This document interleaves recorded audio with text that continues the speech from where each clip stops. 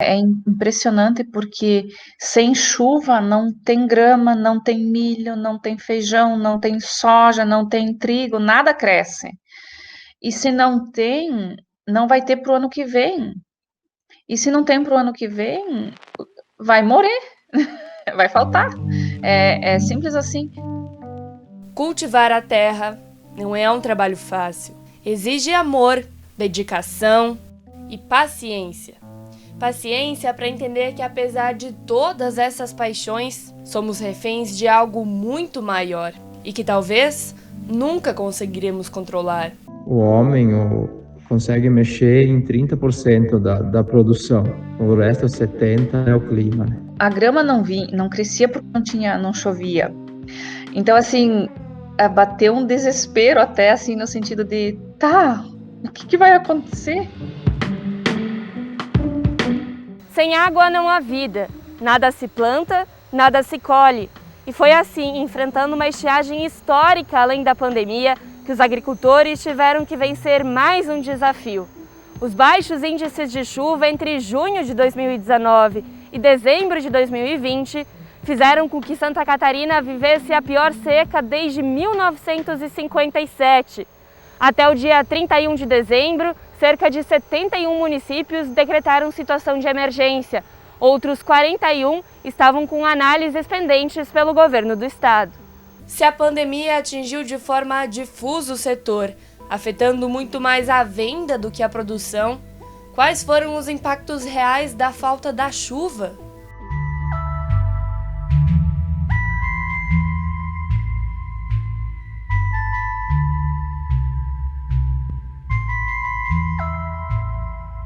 Aí a gente foi afetado, junto com a pandemia, né, na questão da seca, né? E agora trouxe reflexos fortíssimos para o nosso setor. Tá? Então, são duas coisas que, ao mesmo tempo, somaram. A gente mensura porque viveu. Nós não tivemos perdas de pessoas, perdas de vidas, que eu acho que isso não tem nada que se iguale, né? Não tem nada maior do que tu perder uma vida. Mas a situação de tu tá ali com os animais que têm uma vida e tu não tem o que fazer, porque não tem onde pegar, não tem de onde tirar. No ano passado, não foi só a pandemia que afetou os agricultores. A falta de chuva, rios abaixo do nível normal e a estiagem causaram impactos duros ao setor. Segundo o Centro de Socioeconomia e Planejamento Agrícola da EPAGRE, o milho silagem foi a cultura mais atingida, seguida do alho, do milho de grão e da cebola. No mês de janeiro nós tivemos excesso de chuva e agora já de novo está faltando, né? Então nós tivemos, num espaço aí de um ano, nós tivemos 3 secas, né? Então isso acabou prejudicando muito, né? Então a atividade agrícola, né, de produção de grãos, foi muito afetada, muito mais do que a própria pandemia. Então, nesse momento, assim, bateu um desespero, até porque começou a acabar a água, os caminhões estavam puxando dos rios mais distante, e isso também, os rios também estavam secando. Então, é um cenário, assim, assustador. Assim, todas as propriedades dependem da água, né? Tinha-se fontes naturais, né? Tinha-se fontes naturais, porém, nunca se tinha tanto consumo também, né? Aqui, para tu ter uma ideia, aqui em Porã do Oeste, a gente tinha fila de 3 dias. Né? O produtor anunciava que tinha falta de água, em 3 dias a prefeitura conseguia atender eles através da água, né? Através dos caminhões-pipa que então faziam esse trabalho. Mas não é problema da prefeitura, realmente, por número de propriedades que estavam exigindo esse recurso. A estimativa é que a perda total do milho silagem, utilizado para alimentar bovinos, tenha sido de 29%, o que resultou em um produto de péssima qualidade. A preocupação se estende para a nova safra, já que com as perdas da passada, alguns produtores estão sem estoque. O problema da produção aqui, que nem quando você tem gado de leite, 70% das propriedades, você precisa de silagem. E a silagem é feita com milho.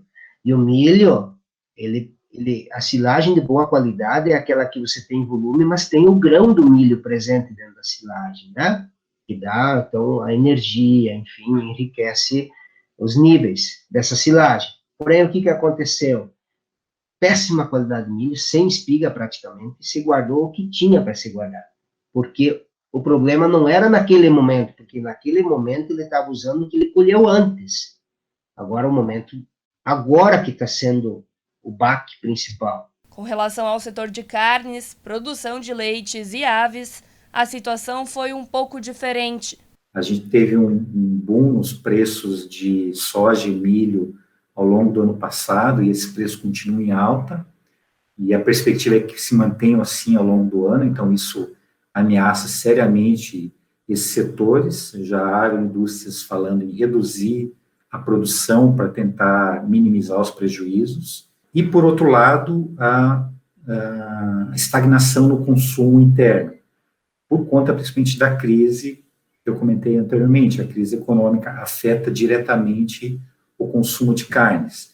O consumidor, num primeiro momento, vai fazendo uma mudança de perfil, ele deixa de consumir as carnes de maior valor, como carne bovina, passa a ampliar o consumo de carne suína e de frango, depois ele também reduz o consumo de carne suína e migra mais para carne de frango, até que chega um momento em que ele passa a aumentar o consumo de outras proteínas, como é o caso do ovo, ou mesmo reduzir o consumo de proteína animal de forma geral. A situação de abastecimento de água para a pecuária só começou a ser normalizada em todo o estado nas 2 primeiras semanas de dezembro.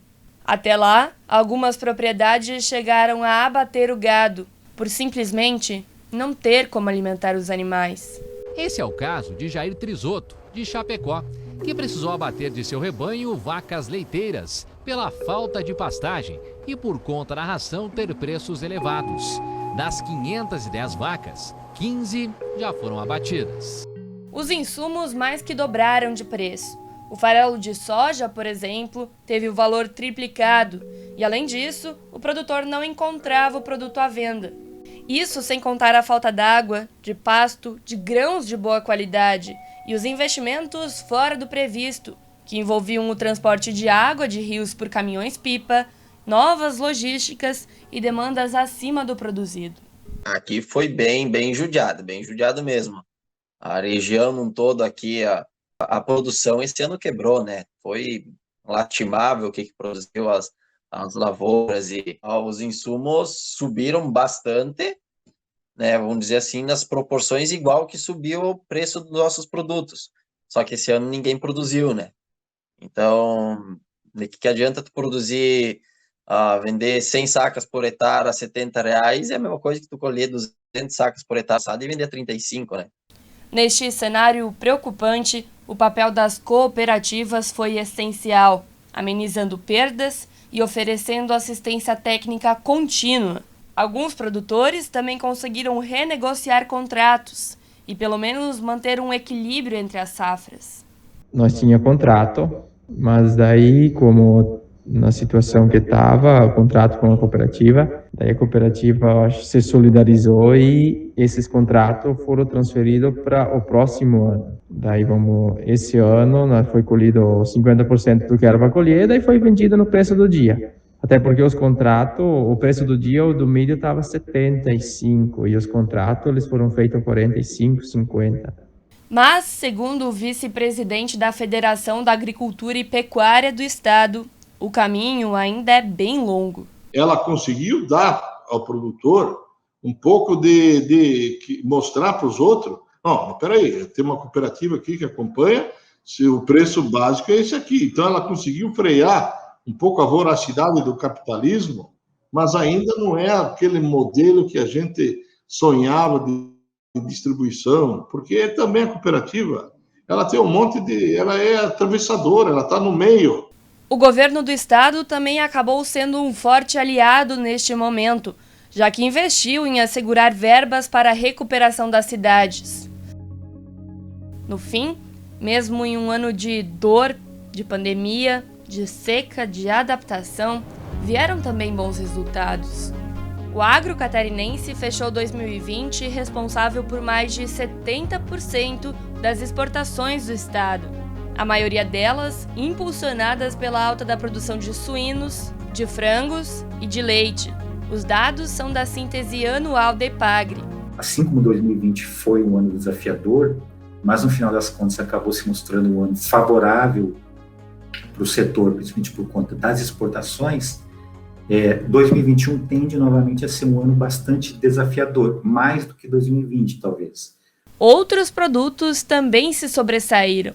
Santa Catarina segue como o terceiro maior produtor de alho do país. O cultivo de arroz é o segundo maior. Já a cultura do feijão foi menos produtiva. Problemas climáticos, principalmente, reduziram o potencial da safra. O estado, ainda assim, continua como o maior produtor nacional de cebola, produzida principalmente por agricultores familiares. No complexo soja, as lavouras produziram 2,24 milhões de toneladas. Para a próxima safra, a expectativa é ainda melhor, principalmente pelo aumento na área plantada. O cenário abre precedência também para outra discussão: para onde olhar, onde investir e onde prevenir futuros problemas. É tempo de reestruturação. No terceiro e último episódio da série, vamos entender para onde caminha o setor. Rejuvenescimento da população, produções concentradas e avanços tecnológicos impactam diretamente no futuro da agricultura. É importante entender quais os desafios e caminhos a serem seguidos, com ou sem pandemia, e principalmente qual é o destino a médio e longo prazo presente no horizonte de quem alimenta. A gente saiu de 2020 com um ano muito difícil, mesmo sendo um preço bom, né? A gente somou seca junto com pandemia, então a gente passou de um ano de muito aprendizado. Realmente um ano assim que mostrou que a gente tem que se reorganizar, que a gente tem que se estruturar